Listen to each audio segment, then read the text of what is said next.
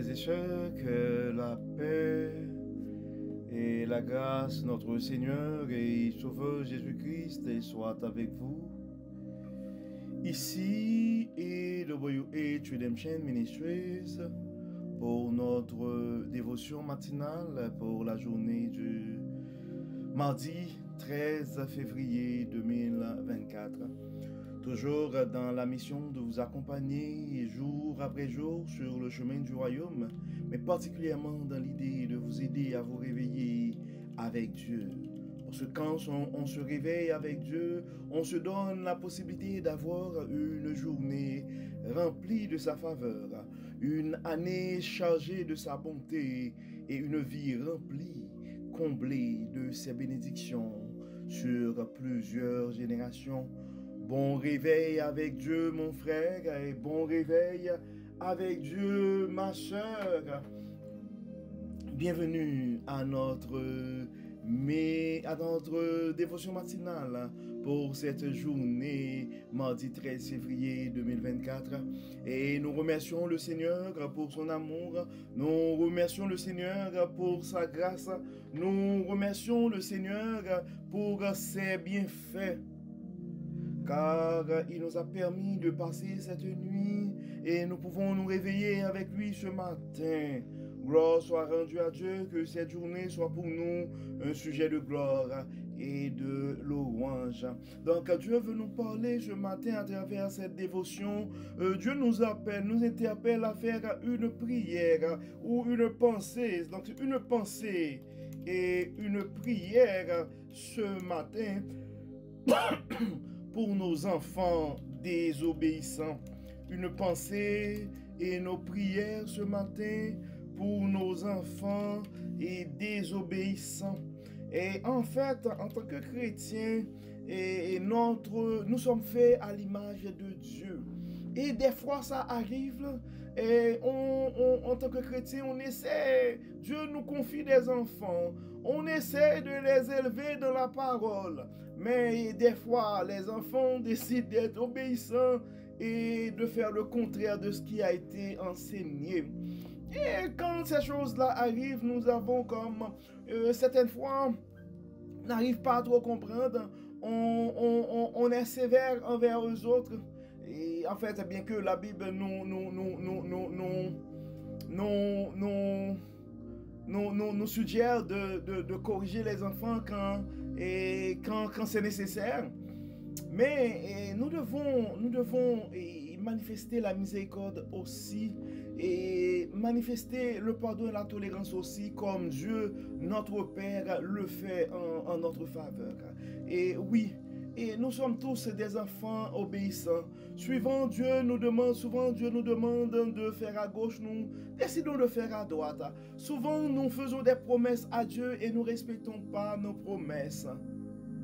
Mais malheureusement, par rapport à nos enfants désobéissants, par rapport à nos enfants qui affichent des comportements malsains, je dirais même, et Dieu nous appelle à avoir une pensée et une prière pour eux autres. Donc si nous avons un frère ou une soeur dans l'église, ce qui arrive des fois à nos pasteurs, c'est pas tous nos pasteurs qui arrivent à sauver leurs enfants, et ça devient pour eux autres des fois la difficulté au niveau, c'est un peu difficile au niveau du ministère parce que au lieu que des fois les gens de l'église prient pour cette famille-là, eh bien, ça constitue surtout un élément et un sujet de critique pour cette famille-là. Donc nous devons être miséricorde, nous devons manifester la miséricorde, nous devons suivre l'image de Dieu, de la même manière que Dieu nous pardonne, de la même manière que Dieu utilise sa miséricorde en notre faveur.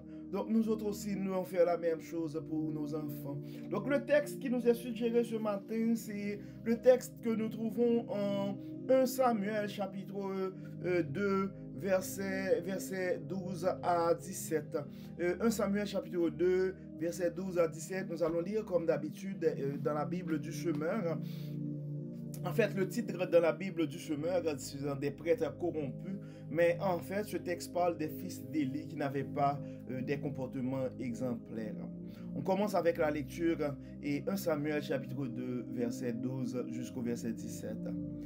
Les fils d'Élie étaient des vauriens qui ne souciaient pas de l'Éternel. En effet, voici comment il agissait à l'égard du peuple. Chaque fois que quelqu'un offrait un sacrifice, au moment où la viande cuisait, un de leurs serviteurs arrivait, une fourchette à 3 dents à la main.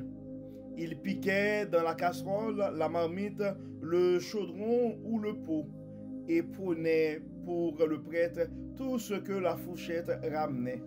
C'est ainsi qu'il procédait envers tous les Israélites qui venaient à Silo. Et même parfois, avant que l'on fasse brûler la graisse, le serviteur du prêtre arrivait et disait à l'homme qui offrait le sacrifice, « Donne-moi de la viande à rôtir pour le prêtre, car il n'acceptera de toi que de la viande crue.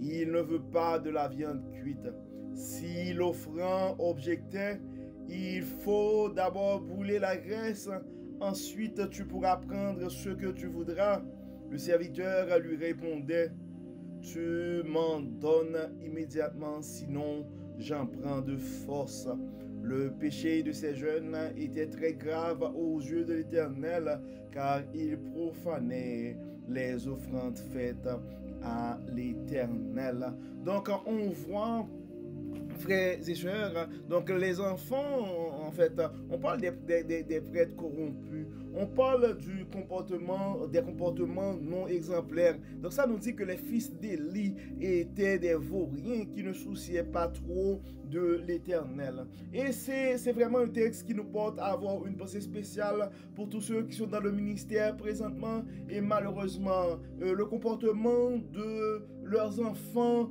ne font pas le témoignage de l'évangile qui sont en train de prêcher. Et des fois, c'est vraiment de la difficulté et pour eux autres. Nous avons une pensée spéciale pour ces gens qui sont en train de vivre ces situations-là. Probablement c'est ta situation aussi, et mon frère, au niveau de l'église, toi, tu veux persévérer. Les enfants ont été présentés au temple, les enfants ont été baptisés à l'église, les enfants ont été instruits dans la parole de Dieu, mais arrivé à un certain âge, ils se détournaient de ce qui et de tout ce qui a été enseigné par rapport à la parole, et ils décident d'abandonner le chemin du royaume. Nous savons présentement, il y a beaucoup de nos frères et sœurs qui sont en train de souffrir de cette situation. Donc, tu dois comprendre, mon frère, tu dois comprendre, ma soeur, ce n'est pas nouveau, et rien de nouveau sous le soleil, nous a dit, et la parole. Donc, Élie aussi se trouvait dans cette situation, car ses enfants ne se souciaient pas de l'Éternel. Tu peux imaginer Élie comme sacrificateur. Élie qui parlait à Anne pour dire, Anne, Dieu va écouter ta prière, arrête C'est ça, donc on se souvient de la conversation de Élie. Mais voilà, c'était ça, le comportement des fils d'Élie. Il y avait, dans le temple aussi, au niveau des sacrificateurs, les prêtres étaient des prêtres corrompus. Et des fois, on voit aussi rien de nouveau. Il faut se dire la vérité, là. Il faut dire les vraies choses. Des fois, dans l'église aussi, il y a des gens qui profitent de leur position pour se servir, au lieu de servir l'église. Donc, mais au contraire, c'est l'église qui est à leur service. Donc, ce sont des choses qui arrivent, mais ce ne sont pas des choses qui devraient nous empêcher de croire que notre Dieu est bon. Ce ne sont pas des choses qui devraient nous décourager à poursuivre notre parcours ou nos parcours sur le chemin du royaume. Je comprends, mon frère, je comprends, ma soeur, et probablement il y a un d'entre vous présentement, il y a un enfant de la famille puis qui vient de commettre quelque chose, c'est scandaleux. Probablement, il y a un frère ou une soeur qui a du mal à retourner à l'église, pas à cause de ses actions, mais à cause du comportement de l'un de ses enfants.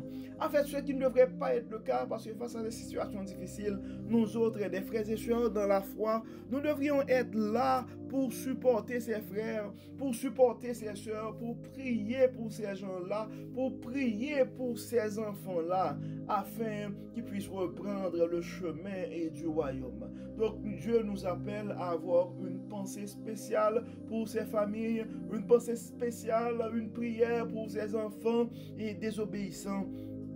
Donc toi et mon frère qui vit présentement, soit avec un sentiment de culpabilité ou un sentiment d'échec, c'est comme tu as tout fait pour bien élever cet enfant-là, puis maintenant cet enfant-là est une source de honte pour la famille, est une source de honte pour la communauté.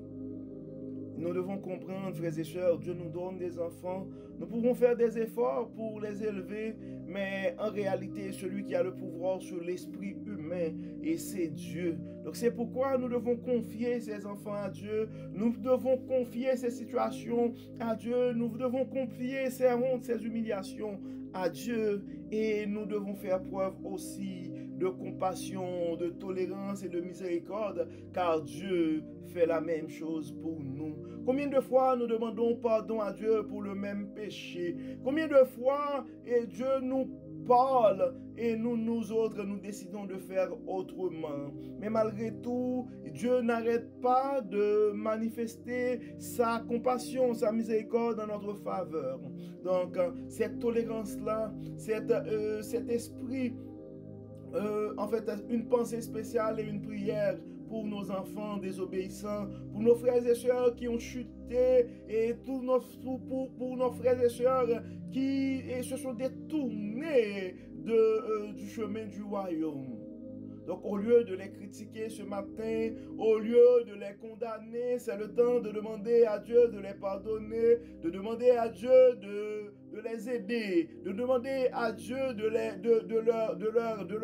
leur rappeler que le plan de rédemption est pour eux autres aussi. Demander à Dieu de frapper leur conscience afin, comme l'enfant prodigue, ils puissent retourner sur le chemin du royaume.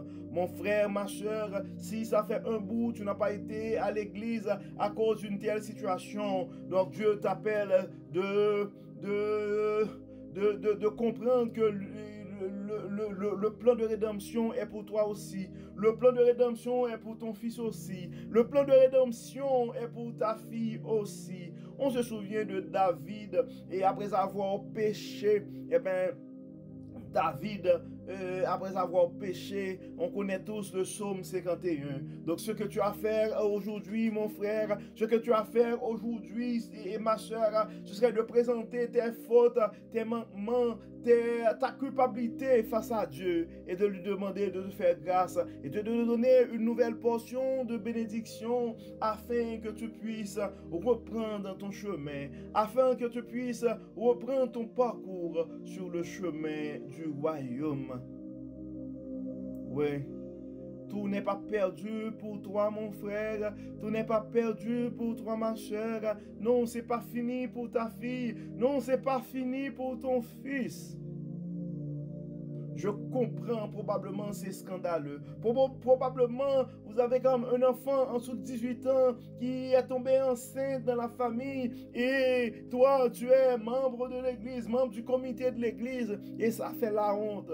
Mais tu dois comprendre, mon frère, tu dois comprendre, ma soeur, que Dieu, même dans ces situations-là, pourrait utiliser cette grossesse, pourrait utiliser cet enfant qui va naître, et probablement qui a été conçu dans de mauvaises conditions. Mais Dieu peut utiliser cette situation-là pour donner un témoignage. Probablement cet enfant-là que ta fille est en train de porter dans de mauvaises conditions va être celui qui va s'assurer de l'œuvre. On ne sait jamais ce que Dieu peut faire. Dieu peut tout changer.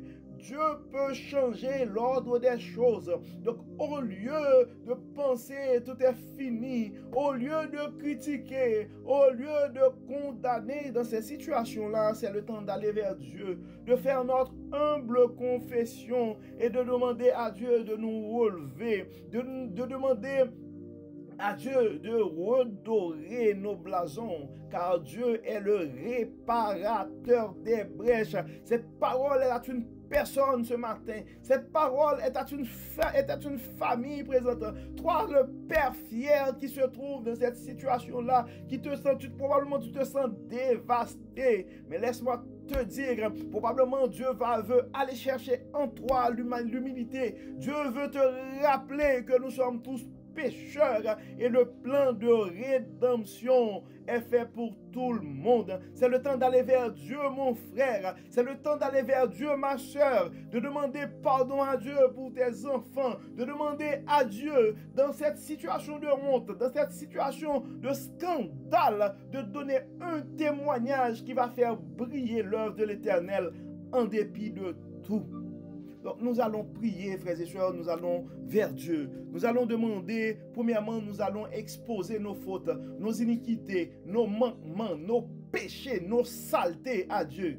Et nous allons demander à Dieu de nous nettoyer. Non seulement nous allons demander pardon pour nous autres, nous allons demander pardon pour nos enfants, pour les enfants de nos voisins. Au lieu de critiquer présentement, nous allons demander pardon.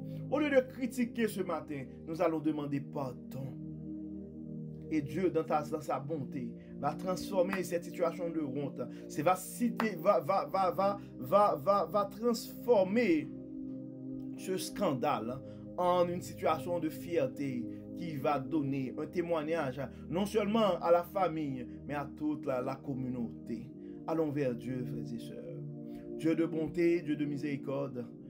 Nous te disons merci pour ton amour, merci pour ta grâce et merci surtout, Seigneur, pour le plan de rédemption. Dieu clément, Dieu de miséricorde, nous nous présentons devant toi, Seigneur, avec nos culpabilités, avec nos manquements, avec nos imperfections, avec nos saletés. Oui, Seigneur, souvent nous sommes désobéissants. Tu nous demandes de faire à gauche, nous décidons de faire à droite. Tu nous demandes de servir. Au lieu de servir, nous utilisons les moyens, les positions que tu nous donnes pour se servir des autres. Au lieu de servir dans le ministère, nous mettons le ministère à notre service. Dieu clément, Dieu de bonté, Dieu de miséricorde, pardonne-nous, Seigneur, comme tu l'as fait pour David. Pardonne-nous, Seigneur. Seigneur Dieu Tout-Puissant, tu nous dis dans ta parole, si nous confessons nos péchés, tu es prêt à nous pardonner. Nous voulons confesser à toi ce matin nos manquements. Non seulement nos péchés de nos enfants, les péchés de nos petits-enfants, les péchés de nos pasteurs, les péchés de nos dirigeants, les péchés de leurs enfants. Nous remettons tous entre tes mains, Dieu Tout-Puissant. Nous demandons, Seigneur, de les laver. Nous demandons, Seigneur, de les purifier et de les donner, Seigneur, une nouvelle onction, une nouvelle source d'énergie, un nouveau témoignage à travers ce scandale, à travers ces saletés. Dieu de bonté, Dieu de miséricorde, toi le réparateur des brèches. Viens Seigneur, viens Seigneur, viens Seigneur, sèche les pleurs, enlève la honte de ces sœurs ce matin, enlève la honte de ce frère ce matin, enlève la honte de cette jeune fille ce matin, enlève la honte de ce jeune homme ce matin, enlève sa culpabilité, Dieu Tout-Puissant, et donne-leur de comprendre que c'est possible de recommencer une nouvelle vie avec toi. Enlève en nous, Seigneur, tout ce qui n'est pas de toi. Et permets que, Seigneur, que ton Saint-Esprit puisse nous remplir et que nous puissions reprendre le chemin du royaume pour ta gloire et ta toute gloire. Pardonne nos péchés, Seigneur, et exauce-nous. Au nom de Jésus. Amen. Amen. Frères et sœurs, nous arrivons au terme de notre dévotion matinale pour la journée du mercredi et du mardi 13 février 2024. Nous espérons que vous avez reçu, que ce pardon de Dieu a été reçu ce matin. Nous espérons que Dieu sèche des larmes, que à travers cette dévotion, que des larmes ont été séchées, des hontes ont été enlevées et des décisions ont été prises pour le retour sur le chemin et du royaume. On ne sait jamais, frères et sœurs, ce que la parole de Dieu peut faire dans la vie de l'un de ses enfants. C'est pourquoi, encore une fois, nous vous supplions de transférer ce message à un ami ou à une proche. Pas pour nous autres, mais pour cette personne-là. Parce que probablement, il y a quelqu'un qui vit une certaine culpabilité dans le silence. Probablement, tu n'es pas encore au courant, mais il y a un scandale dans la famille et ça pourrait causer la vie des gens. Ça pourrait causer l'âme de certains. Donc, c'est pourquoi envoie ce message, partage ce message, car on ne sait jamais ce que la parole de Dieu peut faire dans la vie de l'un de ses enfants. On a tous besoin d'un pardon. On a tous besoin d'un pardon. On a tous besoin d'une confession. On a tous besoin d'une délivrance. On a tous besoin d'une deuxième chance. Et d'ici là, frères et sœurs, nous vous souhaitons une très belle journée de mardi. Que le Seigneur nous garde, que le Seigneur nous accompagne, que le Seigneur nous protège. Et déjà, nous vous donnons rendez-vous pour notre dévotion matinale de demain mercredi 14 février 2024. Encore une fois, bonne journée sous le regard du Dieu Tout-Puissant et à demain. Bye bye. Bye bye.